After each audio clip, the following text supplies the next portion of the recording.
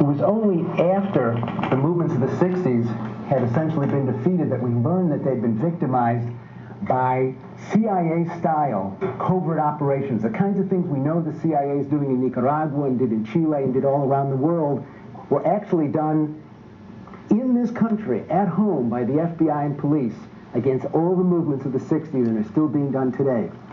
Secret FBI documents that we later found directed FBI agents across the country to disrupt, misdirect, discredit, or otherwise neutralize, and neutralize in the mafia sense, the entire black movement, from Martin Luther King straight through to the Black Panther Party.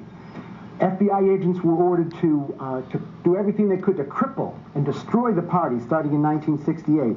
One FBI document argued that the Negro youth and moderate, this is a quote again, must be made to understand that if they succumb to revolutionary teaching, they will be dead revolutionaries. Following this document, the FBI incited black street gangs into violent attacks on the Black Panther Party.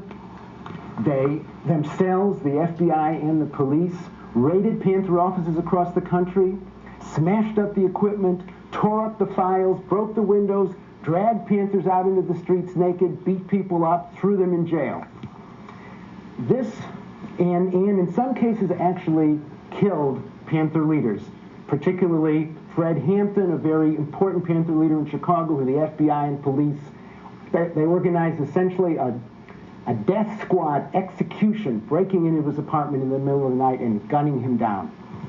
Now, this did two things. On the one hand, it very much weakened the party internally. On the other, it built very broad public support because people were outraged.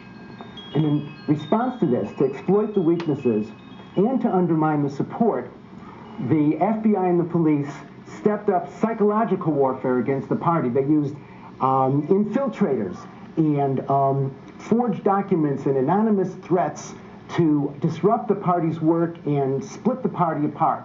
They worked to discredit the party. This was a very central thing, and demoralize it, to alienate its supporters. They used false stories which their collaborators in the TV and the newspapers planted for them. They spread false rumors. They forged whole publications. The whole country was filled with leaflets that said they were from the Black Panther Party that had been written and distributed by the FBI. The people in the community were told that the food in the breakfast program that we've heard about was poisoned.